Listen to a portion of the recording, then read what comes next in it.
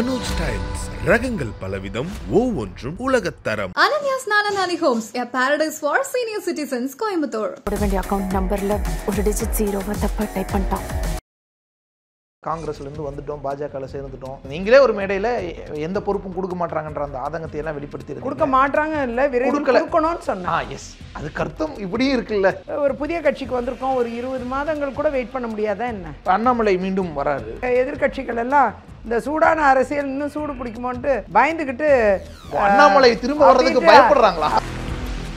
விஜய் வருகையால் அதிகம் பாதிக்கப்பட போறது பாஜக, அண்ணாமலை, சீமான் தான் அப்படின்னு ஒரு வாதம் ஒன்று முன்வைக்கிறாங்க. யார் வேணா பாதிப்புக்குள்ளாகலாம், ஏன் திமுக ஆகலாம், அதிமுக ஆகலாம், யார் வேணா ஆகலாம். ஆனா கூட்டணி இருக்கிறதுனால தான் ஜெயிக்குது எந்த ஆட்சியா இருந்தாலும். சீமான் ஒத்ததான் அது மாதிரிலாம் ரிஸ்க் எடுத்து இது வரைக்கும் ரஸ்க் சாப்பிட்டு இருக்க. கூட்டணின்னா இப்போ ஒரு தலைமையில் அமையும் நினைக்கிறீங்களா? எப்படி அமைப்பாருன்னு நினைக்கிறீங்க? தான் ஒரு எம்ஜிஆர் ஆகணுமா இல்லை ஒரு பவன் கல்யாண் ஆகணுமா அப்படிங்கிறது அவர் தான் முடியும். எம்ஜிஆர் ஆகணும்னா முதலமைச்சர் நான் தான் கேண்டிடேட் அப்படின்னு சொல்லிட்டு தன்னை ப்ரொஜெக்ட் பண்ணுவார். அந்த ஈகோலே எல்லாமே விலகி நின்றுவான். ஆட்சி மாற்றம் வருங்கிறது எப்படின்னா ஒன்று இந்த பக்கம் 2 கேம் வரும்போது தான் வரும். 3வது 4வதுன்னு ஒன்று இருந்துச்சுன்னா ஆளுங்கட்சிக்கு மிகப்பெரிய வாய்ப்பு. தைரியமா சொல்றாங்கன்னா காரணம் எதிரில் ஒன்றும் சேர மாட்டேங்குது. அந்த கூட்டணியை உடைக்கிறதுக்கு விசிகாவை வந்து கூட்டிட்டு வந்துடலாம். இங்க எதிர்கூட்டணி ஸ்ட்ராங் ஆனா யார் வேணா வருவாங்க. விஜயோட அரசியல் வருகை, அவர் அறிவிச்ச கொள்கைகள், இன்னைக்குள்ள அவசியம் என்ன, தான் எதை நோக்கி பயணிக்கணும், எதை விமர்சிக்கணுங்கிறதுல ரொம்ப தெளிவா இருக்கிறார். நிறைய நடிகர்கள் வந்தாங்க, ஆனா அரசியல் என்ன செய்ய முடிஞ்சது? அப்ப விஜயால மட்டும் என்ன பண்ணிட முடியுன்ற ஒரு தான் கமலஹாசன் அல்ல, தான் ரஜினிகாந்த் அல்ல, தான் விஜயகாந்த் அல்ல. அவர் வந்த ஃபேஷன் வேறவா இருக்கலாம். ஆனா எஸ்டாப்ளிஷ் ஆகிற ஃபேஷன் வந்து ஒருவேளை அவரை மாதிரி இருந்ததுன்னா இவரும் எடுபடுற ஒரு தலைவராக ஆவார் இல்லையா?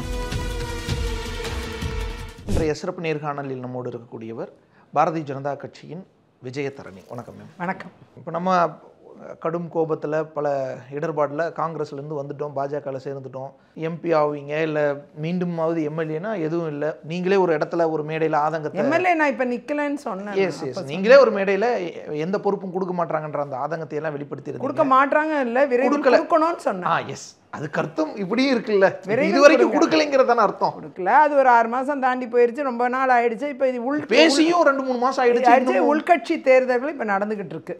அது முடிஞ்சு திரு நட்டா அவர்களின் மாற்றத்துக்கு பிறகு தான் மற்ற எல்லாரோட பொசிஷன்ஸ் எல்லாம் கன்சிடரேஷனுக்கு வரும். அதனால் அந்த உங்களுக்கும் பதவி பொறுப்பு வரும், நிச்சயமாக வரும். நீங்கள் காங்கிரஸில் 23 ஆண்டுகள் நான் வந்து உழைச்ச பிறகு, கடுமையான என்னுடைய கட்சியில் உழைப்புக்கு பிறகு தான் ஒரு எம்எல்ஏ சீட்டே கிடச்சிது. ஒரு புதிய கட்சிக்கு வந்திருக்கோம், ஒரு 20 மாதங்கள் கூட வெயிட் பண்ண முடியாதா என்ன? நிச்சயமாக வெயிட் பண்ணலாம், தப்பே கிடையாது. இப்போ அண்ணாமலை மீண்டும் வராரு, அவர் தன்னுடைய படிப்பை முடிச்சுட்டு இன்னும் சில நாட்களில் வரார். அப்போ அவரிடம் ஏதாவது கோரிக்கை வச்சுருந்தீங்களா? ஏதாவது செய்வார்? சொல்லியிருக்கோம். அவர் நிச்சயமாக அதற்குண்டான விஷயங்கள் கவனிக்கப்படும் அக்கான்னு சொல்லிட்டு ரொம்ப அன்போடு சொல்லியிருக்கிறாரு. தம்பி அவர்கள் அதை நிச்சயமாக கவனத்தில் வச்சுக்குவாருன்னு என்னுடைய நம்பிக்கை. நீங்கள் எவ்வளோ எதிர்பார்க்குறீங்க அவருடைய இந்த திரும்ப வர்றதை? இல்லை, அது ரொம்ப ஒரு ஆர்வமாக தான் எல்லோரும் எதிர்பார்த்துட்ருக்கோம். வந்து ஒரு சூடான அரசியல், ஒரு சுறுசுறுப்பான அரசியல் களத்தை உருவாக்குவார். பிற கட்சிகள் அவரை ரொம்பவே எதிர்பார்க்குறாங்க. பிஜேபியை தாண்டி பிற கட்சிகள் எதிர்பார்க்குறாங்கன்னு மட்டும் நல்லா தெரியுது. பிஜேபி தாண்டி பிஜேபியில் இயற்கையாக அவர் வர்றதை வரவேற்போடு எதிர்பார்ப்பாங்க. ஆனால் பிற எதிர்கட்சிகள் எல்லாம் இந்த சூடான அரசியல் இன்னும் சூடு பிடிக்குமோன்ட்டு பயந்துக்கிட்டு அண்ணாமலை திரும்ப வர்றதுக்கு பயப்படுறாங்களா? அப்படி கூட இருக்கலாம். ஆனால் மேம், விஜய் வந்துட்டாரு, இனி இந்த புதிய வாக்காளர்கள், இந்த மாற்று வேணும்னு நினைக்கிற வாக்காளர்கள்லாம் இப்போ அண்ணாமலைக்கிட்டையும் சீமான்கிட்டையும் போனாங்க. அவங்களாம் மறுபடி இப்போ விஜய்கிட்ட போயிடுவாங்க. ஸோ இப்போ விஜய் வருகையால் அதிகம் பாதிக்கப்பட போடுறது பாஜக, அண்ணாமலை, சீமான் தான் அப்படின்னு ஒரு வாதம் ஒன்று முன்வைக்கிறாங்க. யார் வேணால் பாதிப்புக்குள்ளாகலாம், ஏன் திமுக ஆகலாம், அதிமுக ஆகலாம், யார் வேணால் ஆகலாம். எல்லா இடத்துல இருந்தும் கொஞ்சம் வாக்குகள் விஜய்க்கு வாய்ப்பு இருக்கும், அதில் ஒன்றும் மாற்று கருத்து இல்லை. ஆனால் அதே நேரம் விஜய் கட்டமைக்கக்கூடிய அரசியல், தேர்தல் அரசியல் எவ்வாறாக இருக்கும் என்பது தேர்தலை ஒட்டி தான் கண்டுபிடிக்க முடியும். அது வரைக்கும் அது வந்து ஒன்லி ஏஷியங்கள் தான் எல்லாமே. அப்புறம் இவங்க கட்டமைக்கக்கூடிய கூட்டணி எவ்வாறாக இருக்கும், அதை பொறுத்து தான் தேர்தல் அரசியலே ஒரு பதிலை கொடுக்கும். தமிழ்நாடுங்கிறது அதுதான். இன்றைக்கி ஆளுங்கட்சினாலும் கூட்டணி இல்லாத ஒரு ஆளுங்கட்சி இங்கே தமிழ்நாட்டில் இருக்க முடியுமா? கூட்டணி ஆட்சிக்கு வழி இல்லாமல் வச்சுருப்பாங்களே தவிர, ஆனால் கூட்டணி இருக்கிறதுனால தான் ஜெயிக்குது எந்த ஆட்சியாக இருந்தாலும். 2014 அதே தான், எல்லாருக்கும் ஒரே ஃபார்முலா தான். அது அவர் ஜெயலலிதா அம்மையாராக இருக்கட்டும், இல்லை தளபதி ஸ்டாலினாக இருக்கட்டும், எல்லாருக்குமே ஒரே ஃபார்முலா தான் ஆப்ரேட் ஆகும். அப்படி இருக்கும் பொழுது தமிழ்நாடு ஒரு வித்தியாசமான மாநிலம். இங்கே வந்து தேர்தல் கூட்டணிகள் இல்லாமல் சரியான கூட்டணி யார் அமைக்கிறார்களோ அவர்கள் பக்கம்தான் சாயம். ஸோ இப்போ வரக்கூடிய சட்டமன்ற தேர்தலில் சரியான கூட்டணிகளை யார் அமைக்கிறார்களோ அதை பொறுத்து தான் ஆட்சி அமையும். அதில் இருவேறு கருத்து இருக்க வாய்ப்பே இல்லை. அது விஜய் புதியதாக வந்தவராக இருந்தாலும் அவரும் கூட்டணிக்கு உட்பட்டவர் தான், கூட்டணி கலாச்சாரத்துக்கு உட்பட்டவர் தான். ஓகே, கூட்டணி அமைக்கணும், விஜய் அமைக்கணும், யாராக இருந்தாலும் அமைக்கணும். தனிப்பட்ட முறையில் வர முடியும்ன்ட்டு யாருமே யோசிக்க முடியாது. எம்ஜிஆரே அந்த ரிஸ்க் எடுத்ததில்லை. இது ரிஸ்க் இல்லை, எம்ஜிஆரே அந்த ரிஸ்க். சீமான் ஒத்ததான் அது மாதிரிலாம் ரிஸ்க் எடுத்து இது வரைக்கும் ரஸ்க் சாப்பிட்டு இருக்காரு. இது வரைக்கும் அங்கீகரிக்கப்பட்ட கட்சி அங்கீகரிக்கப்பட்டிருக்காரு. அதெல்லாம் சொல்ல மாட்டேன், அதெல்லாம் ஆமோதிக்கிறேன். வாக்கு சதவீதத்தை தன் பக்கம் வச்சிருக்காரு, அதெல்லாம் நான் இல்லைன்னு சொல்ல மாட்டேன். ஆனால் அதே நேரம் நீங்கள் பார்த்தீங்கன்னா அவர் வந்து ஒரு அடுத்த கட்ட ஆட்சி பீடத்துக்கு வரக்கூடிய எந்த ஒரு நெருக்கத்தில் வரக்கூடிய சூழ்நிலை இல்லாமையே இருக்கார். ஸோ இவ்வளோ பேசுகிறாரு, இளைஞர்களை கவர்றாரு, எல்லாம் நிறைய பண்ணுறாரு, நான் இல்லைன்னு சொல்ல மாட்டேன். ஆனால் அதே நேரம் அவருக்கு அந்த தளத்துக்கு வர முடியாமல் இருக்கிறதுக்கு காரணிகள் என்னன்னு அவர் ஆய்வு பண்ணோங்கிறது நான் நினைக்கிறேன். அவர் அந்த ஆய்வை பண்ணார்னா நிச்சயமாக அவருடைய நிலைப்பாடில் மாற்றம் இருக்கும். அந்த மாற்றத்தின் காரணமாக நிச்சயமாக அடுத்த தளத்துக்கு அவருடைய கட்சியை கொண்டு வரதுக்கான சாத்தியக்கூறுகள் நிறைய இருக்குது. மேம், அப்போ விஜய் கூட்டணி அமைச்சு தேர்தலை சந்தித்து அப்போ தான் தெரியணுமா? இப்போ மாநாடு நடத்தினார், அது ஒரு பிரம்மாண்டமாக இருந்துச்சு. அதுவே ஒரு அவர் என்ன மாதிரியான ஃபோர்ஸாக இருப்பாருன்னு தெரியலையா? மாநாடு எல்லாரும் தான் நடத்துகிறாங்க. திமுக மாநாடு நடத்துச்சு, விசிகே மாநாடு நடத்துச்சு, பிஜேபி மாநாடு நடத்துச்சு. எல்லா மாநாட்லேயும் கூட்டம் இருக்க தான் செஞ்சுது. ஸோ அதை வச்சு நாம் ஒரு முடிவுக்கு வர்றதுங்கிறது சாத்தியமற்ற ஒன்று. அது வந்து அந்த தலைவருக்கு ஒரு ஊக்கத்தை ஏற்படுத்தும். விஜய்க்கு அது இருவேறு கருத்து இல்லை. அதில் 2-4 லட்சம் மக்கள் வந்து ஒரு இடத்துல ஆர்வமாக வந்து கூடுறாங்கன்னா அது வந்து ஒரு நல்ல ஒரு உத்வேகத்தை அந்த கட்சி தலைவருக்கும் அந்த கட்சிக்கும் ஏற்படுத்தும்.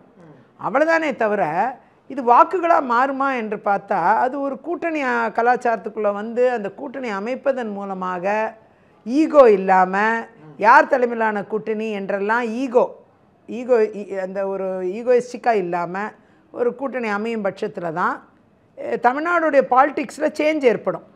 இல்லைன்னா பெரிய மாற்றங்கள் இருக்க வாய்ப்பு இல்லை எனக்கு தெரிஞ்சு. அப்படியே போய்கிட்டு இருக்கோம். கூட்டணின்னா இப்போ ஒரு தலைமையில் அமையும்னு நினைக்கிறீங்களா? எப்படி அமைப்பாருன்னு நினைக்கிறீங்க? கூட்டணிங்கிறது இப்போ தமிழ்நாடு பாஜக இங்கே பாமகவோடு ஒரு அணியை வச்சிருக்காங்க, அதிமுக ஒரு அணி இருக்கு, திமுக அணி ஒரு அணியோட இருக்கு. நாம் தமிழர் நான் எந்த அணியிலுமே இல்லைன்னு அவங்க எப்பயுமே விஜய் புதுசா வராரு. அப்போ அவர் தலைமையில் அவர் தான் இப்போ முடிவு பண்ணோம் தான் ஒரு எம்ஜிஆர் ஆகணுமா இல்லை ஒரு பவன் கல்யாண் ஆகணுமா அப்படிங்கிறத அவர் தான் முடிவு பண்ணணும். எம்ஜிஆர் ஆகணும்னா அவர் வந்து முதலமைச்சர் கேண்டிடேட் நான் தான் கேண்டிடேட் அப்படின்னு சொல்லிட்டு தன்னை ப்ரொஜெக்ட் பண்ணுவார். அந்த ஈகோலே எல்லாமே விலகி நின்றுவாங்க. கூட சேர மாட்டாங்க யாரும். யார் சேருவா? இங்கே முதலமைச்சர் கேண்டிடேட் இருக்குது, டிஎம்கேல, ஏடிஎம்கேல முதலமைச்சர் கேண்டிடேட் இருக்குது, அப்படி பிஜேபியில் ஒரு கேண்டிடேட், அப்படி நிறைய எல்லா கட்சியிலையும் ஒரு முதலமைச்சர் கேண்டிடேட் இருக்குன்னா இவர் அந்த கேண்டிடேட் அப்படிங்கிறத அந்த ஈகோ இருக்கும், ஈகோ இடிக்கும்.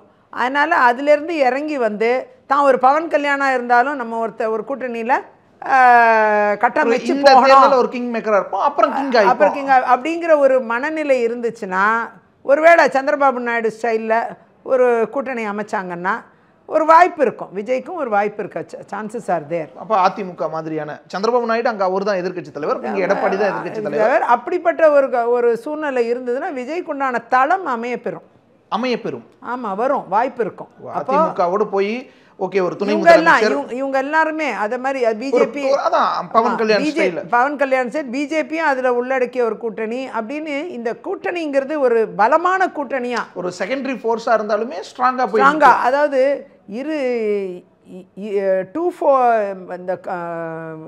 எதிரெதிராக வந்து திமுக கூட்டணி அதிமுக கூட்டணி இன்னொரு கூட்டணி அப்படின்னு வரும்பொழுது இப்போ கூட்டணியிலேயே 4 கூட்டணி நின்றுச்சுன்னா 4 ஓட்டு பிரியுதுன்னா யாருக்கு சான்ஸு? ரூலிங் பார்ட்டிக்கு சான்ஸ் ஆகிடும். ஆமாம் இல்லையா? நேச்சுரலி அது ஆனால் இரு துருவம் மட்டுமே நிற்கும் பொழுது போட்டி அதிகமாக இருக்கும். அப்போது அந்த 2வது துருவத்தை முதல் துருவம் உருவாகி ஸ்ட்ராங்காக இருக்குது. ஒரு 2வது துருவத்தை உருவாக்குறதுல இன்னுமே லூசன்ஸ் ரொம்ப இருக்குது, உருவாக்க முடியல, ரொம்ப கஷ்டப்படுது. எதனால் கஷ்டப்படுது? இந்த ஈகோ தான். இது வந்து தனக்கு என்ன தான் என்னவா வரணும்னு நினைக்கிறதுல என்னமாவும் வராமல் ஆயிடுறாங்க எல்லாம்.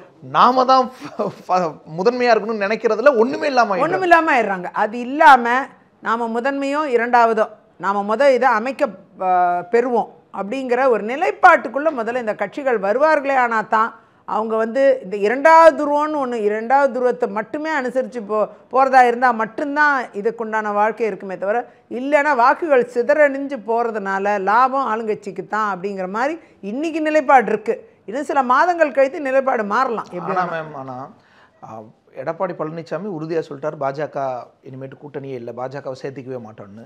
அண்ணாமலை எடப்பாடி தலைமையில் அல்லது அதிமுக தலைமையில் போகிறது இல்லை, நாங்கள் தான் இனிமேட்டு வளரணும் அப்படின்றதுல அண்ணாமலை இருக்கார். இன்னொரு பக்கத்தில் பாமக நாங்கள் கூட்டணி ஆட்சி அமையும், அதில் நாங்கள் ஒரு பங்கு வகிப்போம். ஒவ்வொருத்தரும் ஒவ்வொரு மாதிரி சொல்கிறாங்க. அப்போ இது எப்படி சாத்தியமாகும்? வாரம் இதெல்லாம் மாறி உங்களுக்கு அடுத்த ஏப்ரல் ஜூன்லலாம் வந்து ஒரு கன்சால்டேட்டாக ஒரு ஐடியா வந்துடும்.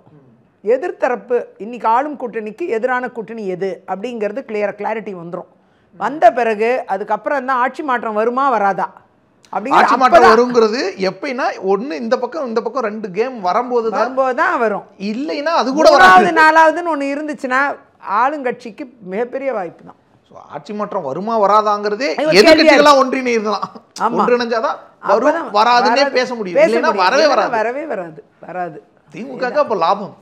ஆமாம், அது ரூலிங் பார்ட்டி வந்து இன்னைக்கு இதாக ஸ்ட்ராங்காக தைரியமாக சொல்கிறாங்கன்னா காரணம் எதிரில் ஒன்றும் சேர மாட்டேங்குது, அதனால உள்ள பிரச்சனை. 200 இல்லை 234 சொல்லலாம், யாருக்கு தெரியும். அவங்க பயங்கர தெம்பாக இருக்கிறாங்க. ஆனால் எதிரில் இருக்கிற எல்லாருமே அந்த கூட்டணியை உடைக்கிறதுக்கு விசிகாவை வந்து கூப்பிட்டு வந்துடலாம். திரும்ப இங்கே எதிர்கூட்டணி ஸ்ட்ராங் ஆனால் யார் வேணால் வருவாங்க. இருக்கிற கூட்டணியிலேருந்து ஸ்ட்ராங்கே ஆகலைங்கும் போது யார் நம்பி வருவாங்க? வரமாட்டாங்க இல்லையா? அதனால ஃபர்ஸ்ட் எதிர்கூட்டணி அமையணும்ல. திமுக கூட்டணியை பலவீனப்படுத்துறதே இந்த கூட்டணி ஸ்ட்ராங் ஆனாதான் பலவீனப்படுத்த முடியும். இல்லைன்னா அதெல்லாம் பலவீனப்படுத்த முடியாது இல்லையா? எல்லாருமே அவங்கவுங்க ஷேருக்கு பார்த்துக்கிட்டே இருப்பாங்கல்ல. அண்ட் யார் ஒருவர் வந்து ஒரு கூட்டணி ஆட்சி அமையும் சொல்கிறாங்களோ அதை விஜய் அவர்கள் சொல்லிட்டார் ஆல்ரெடி. அதை மாதிரி எதிர்கூட்டணி இருக்க எல்லா கட்சியும் சொல்லணும். அதிமுக ஏன் சொல்லணும்? அவங்க எவ்வளோ வருஷம் ஆட்சி செஞ்ச கட்சி. அதிமுக இல்லாம இப்ப இந்த கூட்டணி அம்மையாருக்கு அப்புறம் உள்ள வாழ்க்கை என்னங்கிறத இப்போ இனிமே தனியா நின்னா மீண்டும் அது வந்து குட்டு வாங்குற மாதிரி ஆயிடும். அதனால அவங்க வந்து அதுக்கப்புறம் உள்ள வாழ்க்கையில் அம்மையாருக்கு அப்புறம் உள்ள வாழ்க்கையில் இந்த கூட்டணிங்கிறது அவசியமான ஒன்றாக ஆகுது. ஆகையால் சில காம்ப்ரமைசஸை பண்ணிக்கிட்டு தேர்தலை சந்திப்பார்களே. ஆனால் அதுதான் பலமான ஆளுங்கட்சிக்கான எதிரான ஒரு பலமான கூட்டணியாக இருக்கும். ஆளுங்கட்சியில் ஆன்டி இன்கம்பன்சி ஃபேக்டர் அப்போ தான் வெளிக்கொண்டு முடியும், எல்லாம் கொண்டு முடியாது. ஆன்டி இன்கம்பன்சி ஃபேக்டரையே வெளிக்கொண்டு வர்றதுக்கே ஆமாம், இவங்க பலமான கூட்டணியாக இருக்கணும், எல்லாம் வர முடியாது, கஷ்டம். ஸ்ட்ராட்டஜிக்கலி ராங்காக இருக்கு இல்லையா? இது வரைக்கும் ஆன்டி இன்கம்பன்சி இருக்குது, ஃபுல்லாக இருக்குன்னு எதிர்கட்சிகள் சொல்லிட்டு இருந்தாங்க. சொல்ல மட்டும்தான் முடியுமே தவிர மக்கள் மனசில் கொண்டு சேர்க்கணும்னா இவங்கக்குள்ள எல்லா கூட்டணி வந்து பலமாக அமையணும். அமையலைன்னா அது ஒரு ஆளுங்கூட்டணிங்கிறது ஒரு மெகா கூட்டணியாக தொடரும். அசைக்க முடியாத சக்தியாக இருந்துக்கிட்டே இருக்கும். ஓகே, விஜயோட அரசியல் வருகை, அவர் அறிவித்த கொள்கைகள், இதெல்லாம் ஒரு மூத்த அரசியல்வாதியாக நீங்கள் எப்படி மதிப்பிடுறீங்க? அவர் வந்து ஒரு நல்ல ஏற்கனவே ஒரு அரசியலில் நல்ல ஆழ்ந்த அனுபவம் பெற்றவர் போல தான் பேசுகிறாரு. அவர் பேச்செல்லாம் நல்லா தெளிவாக இருக்குது.